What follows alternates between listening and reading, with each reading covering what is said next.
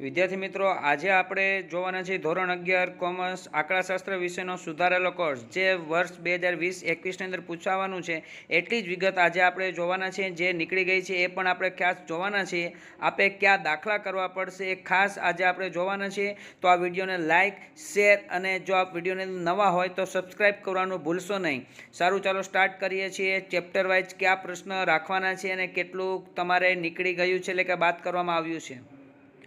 હવે પ્રકરણ પહેલું, માહિતીનું એકત્રીકરણ. વિદ્યાર્થી મિત્રો, આ ચેપ્ટર સંપૂર્ણપણે રાખવામાં આવ્યું છે કારણ કે આપણો વિષય એ ધોરણ 10 પછી નવો વિષય છે અને આ સંપૂર્ણ માહિતી આંકડાશાસ્ત્રની અહીં આપવામાં આવી છે. તો આપે આ સંપૂર્ણ ચેપ્ટર એટલે કે પ્રકરણ કરવાનું થશે. વિદ્યાર્થી મિત્રો, હવે બીજું ચેપ્ટર માહિતીનું નિરૂપણ. એમાંથી આપણે જોઈએ છીએ કે કયો ટોપિક રદ કરવામાં આવ્યો છે અને કેટલા ટોપિક રાખવામાં આવ્યા છે. તો વિદ્યાર્થી મિત્રો, આપણા માટે આનંદની વાત છે કે આ પ્રકરણમાંથી ફક્ત એક જ ટોપિક રાખવામાં આવ્યો છે, કોષ્ટક રચના, તેના પ્રકારો અને ઉપયોગો. બાકીના બધા જ ટોપિક રદ કરવામાં આવ્યા છે. એના સિવાયનો એક પણ ટોપિક આકૃતિ વર્ગીકરણના પ્રકારો કરવાના થશે નહીં મિત્રો. વિદ્યાર્થી મિત્રો, હવે આપે જે દાખલા તૈયાર કરવાના છે એટલા જ દાખલાનું ઉદાહરણ બોલું છું, તમે ખાસ નોંધ કરતા જજો. તમારે ફક્ત ઉદાહરણ 21 અને 22 બે જ ઉદાહરણ કરવાના છે. એના સિવાયના એક પણ ઉદાહરણ તૈયાર કરવાનું થશે નહીં. જ્યારે સ્વાધ્યાય 2.2 એટલે કે એમની અંદર 5 દાખલા છે એ આપે તૈયાર કરવાના થશે. એટલે કે 2.1 અને 2.3 રદ થયું છે. જ્યારે સ્વાધ્યાયની અંદર તમે જશો તો એમાં વિભાગ એ અને બીની અંદર 2.2ને અનુલક્ષીને જે પ્રશ્નો છે એટલા જ કરવાના છે. જ્યારે વિભાગ સીમાં ફક્ત 2 દાખલા 10 અને 11 નંબરના દાખલા તૈયાર કરવાના છે. વિભાગ ડીમાં 13મો દાખલો કરવાનો થશે. વિભાગ ઈની અંદર 7 થી 10 એ દાખલા કરવાના થશે અને વિભાગ એફની અંદર દાખલા નંબર 5 આટલા જ દાખલા આપે તૈયાર કરવાના થશે. હવે આપણે જોઈએ છીએ ત્રીજું ચેપ્ટર, મધ્યવર્તી સ્થિતિના માપો. આ ચેપ્ટરમાં કયા ટોપિક રાખ્યા છે? જો આપ ટેક્સ્ટ બુક લઈને જ બેઠા હોય તો ટોપિક ટીક માર્ક કરજો. તો એમની અંદર પેલું છે અર્થ, બીજો ટોપિક છે સારી સરેરાશના લક્ષણો, પછી ટોપિક રાખવામાં આવ્યો છે મધ્યક. એમાંથી ફક્ત 2 ટોપિક છે, અર્થ, લાભ અને ગેરલાભ, અને ગુણોત્તર મધ્યક અને મિશ્ર મધ્યક, ભારિત મધ્યક એ રદ કરવામાં આવ્યો છે, બાદ કરી નાખવામાં આવ્યો છે મિત્રો. જ્યારે ચોથો ટોપિક છે સ્થાનિક સરેરાશના માપ, મધ્યસ્થ, ચતુર્થક, દશાંશક અને શતાંશક. અને બહુલક પણ ટોપિક રાખવામાં આવ્યો છે, પરંતુ તેમાંથી આલેખની રીત એ રદ કરવામાં આવી છે. જ્યારે મધ્યક, મધ્યસ્થ અને બહુલકનો તુલનાત્મક અભ્યાસ પણ રદ કરવામાં આવ્યો છે.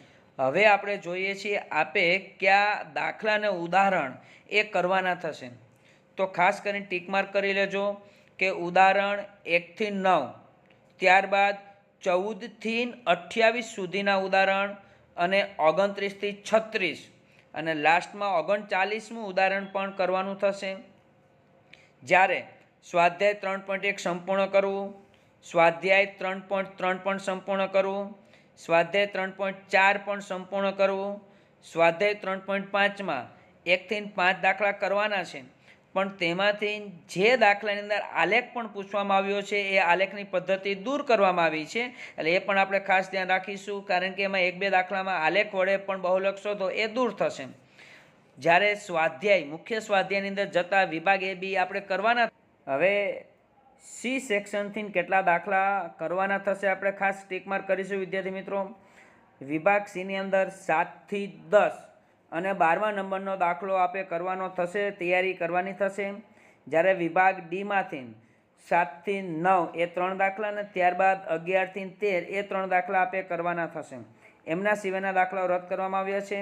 વિભાગ ઈમાંથી 1 થી 5 અને 7-8 નંબરના દાખલા કરવાના થશે. જ્યારે વિભાગ એફમાં 1 થી 4 અને 6 થી 8 ક્રમના દાખલો આપ ટીક માર્ક કરી લો. એટલા જ દાખલા આપણે પરીક્ષા માટે તૈયારી કરવાના થશે. હવે આપણે જોઈએ છીએ વિદ્યાર્થી મિત્રો ચેપ્ટર નંબર 4, પ્રસારમાન. એમાં કેટલા ટોપિક રાખવામાં આવ્યા છે? તો કે પહેલો ટોપિક છે, ટેક્સ્ટ બુકમાં તમે જોઈ શકો છો 4.1 પ્રસારમાનનો અર્થ અને તેના લક્ષણો. બીજો ટોપિક એટલે કે 4.2 નિરપેક્ષ અને સાપેક્ષ માપનો ખ્યાલ. ત્રીજો ટોપિક છે પ્રસારમાનના નિરપેક્ષ અને સાપેક્ષ માપો. તેમાંથી 2 ટોપિક રદ થયા છે અને 2 ટોપિક રાખવામાં આવ્યા છે. રાખવામાં આવ્યા છે ટોપિક આવા છે, એક ચતુર્થક વિચલન અને બીજું છે પ્રમાણિત વિચલન. એના સિવાયનો છેલ્લો ટોપિક મિશ્ર પ્રમાણિત વિચલન પણ એ રદ કરવામાં આવ્યો છે. હવે આપણે જોઈએ છીએ કે ઉદાહરણ તમારે કેટલા ઉદાહરણ કરવાના થશે, તો કે 5 થી 7 ઉદાહરણ, ત્યારબાદ 12 થી 25 સુધીના બધા ઉદાહરણ કરવાના થશે. એમના સિવાયના બધા ઉદાહરણ રદ કરવામાં આવ્યા છે. ત્યારબાદ સ્વાધ્યાયમાંથી આપણે જોઈએ તો સ્વાધ્યાય 4.2 એ સંપૂર્ણ કરવું, સ્વાધ્યાય 4.4 પણ સંપૂર્ણ કરવાનું છે, સ્વાધ્યાય 4.5 એ પણ સંપૂર્ણ કરવાનું છે. હવે મુખ્ય સ્વાધ્યાયમાં આપણે જોઈએ તો સેક્શન એ અને બીમાંથી રદ કરેલા જે ટોપિક છે એમાંથી કોઈ પણ MCQ પ્રશ્ન નથી કરવાનો. જ્યારે વિભાગ સી તેમાં દાખલા કરવાના છે 6 થી 8 અને 11, એટલે કે 6, 8 થી 11, સાતમું એ દાખલો કરવાનો નથી. જ્યારે વિભાગ ડીમાં 9 અને 11 થી 13 નંબરના દાખલા કરવાના થશે. વિભાગ ઈમાં 2 થી 7 નંબરના દાખલા અને વિભાગ એફમાં 1 થી 4 નંબરના દાખલા કરવાના છે. પણ પહેલો જે દાખલો છે તેમાંથી વિસ્તાર અને સરેરાશ વિચલન નામના ટોપિક આપણે કરવાના થશે નહીં. ત્યારબાદ 6 થી 8 નંબરના દાખલા પણ કરવાના થશે. આ રીતે આ ચેપ્ટરમાં આટલું આપણે એ તૈયારી કરવાની થશે. હવે આપણે જોઈએ છીએ ચેપ્ટર નંબર 5 આવૃત્તિ વિતરણની વિષમતા. તેમાં રાખવામાં આવેલા ટોપિક આ પ્રમાણે છે: વિષમતાનો અર્થ, વિષમતાના પ્રકારો, વિષમતા માટે સાપેક્ષ નિરપેક્ષ માપોનો ખ્યાલ.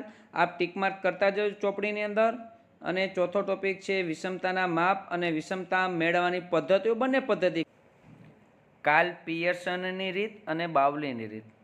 એક ટોપિક જ રદ કરવામાં આવ્યો છે મિત્રો, વિષમતા મેળવવાની બંને પદ્ધતિઓની તુલનાઓ. એટલે કે તમારે દાખલા હવે આ પ્રમાણે કરવાના થશે. ઉદાહરણ ટીક માર્ક કરજો વિદ્યાર્થી મિત્રો. 1 થી 17 ઉદાહરણ તમારે કરવાના થશે. જ્યારે સ્વાધ્યાય 5.1 સંપૂર્ણ કરવું, સ્વાધ્યાય 5.2 પણ સંપૂર્ણ કરવું. તો દાખલાઓ ક્યાં રદ થયા છે? સ્વાધ્યાયમાં આપણે જઈશું, તેમાં વિભાગ સી 5 થી 14 દાખલા કરવા, વિભાગ ડી 5 થી 13 દાખલા કરવા, વિભાગ ઈ 7 થી 9 દાખલા કરવાના છે અને વિભાગ એફ એ સંપૂર્ણ કરવાનો થશે. ચેપ્ટર 6 ક્રમચય સંચય દ્વિપદી વિસ્તરણ. આ પ્રકરણમાંથી મિત્રો 2 જ ટોપિક રાખવામાં આવ્યા છે, ક્રમચય અને સંચય. જ્યારે દ્વિપદી વિસ્તરણ નામનો ટોપિક એ દૂર કરવામાં આવ્યો છે. હવે આપે કયા દાખલા કરવાના થશે જેની તૈયારી સ્વરૂપે આપણે કહી શકીએ કે ઉદાહરણ 1 થી 28 જ તમારે કરવાના થશે. એમના પછીના કોઈ પણ ઉદાહરણ તમારે પાકા કે તૈયાર કરવાના થતા નથી. જ્યારે સ્વાધ્યાય 6.1 સંપૂર્ણ કરવું, 6.2 પણ સંપૂર્ણ કરવું, 6.3 તમારે કરવાનું થતું નથી. જ્યારે વિભાગ સીની અંદર 2 થી 12 દાખલા કરવા, જ્યારે વિભાગ ડીમાં 1 થી 8 દાખલા કરવાના થશે. ચેપ્ટર નંબર 7 નિદર્શન પદ્ધતિઓ. આ પ્રકરણમાં આપને સ્ક્રીન ઉપર જે દેખાય છે એટલા જ ટોપિક કરવાના છે, એમના સિવાયના ટોપિક કરવાના નહીં થાય. જ્યારે દાખલાઓની સંખ્યા તો ખૂબ જ ઓછી છે મિત્રો. ઉદાહરણ 1 થી 5 કરવાના છે. જ્યારે સ્વાધ્યાયમાં જતા વિભાગ ડીમાં રહેલા 13, 14 અને 15 આ 3 દાખલા કરવાના થશે. પ્રકરણ 8 વિધેય. આ ચેપ્ટરમાંથી આપને જે સ્ક્રીન ઉપર ટોપિક દેખાઈ રહ્યા છે એટલા ટોપિક તમારે તૈયારી કરવાની થશે. જ્યારે દાખલાઓની વાત કરીએ તો ઉદાહરણ 1 થી 6 અને 10 થી 13 એ પાકા કરવાના, એટલે કે તૈયારી કરવાની. જ્યારે વિભાગ ABC એ આપેલા ટોપિક પ્રમાણે એમાંથી જે પૂછાતું હોય એ જ કરવાનું થશે.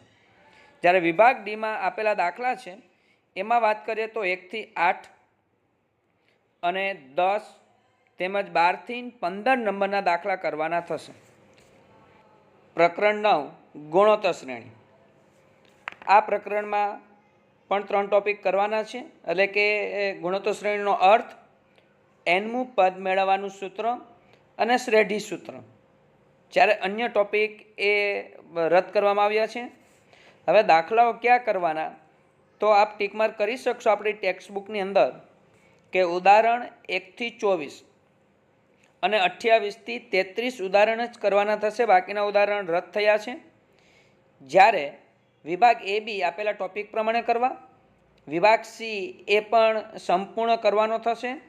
જ્યારે વિભાગ ડીમાં 1થી 9 અને 12થી 15 દાખલા કરવાના.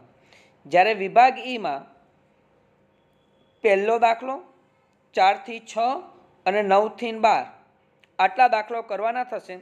બાકીના દાખલાઓ એ રદ કરવામાં આવ્યા છે.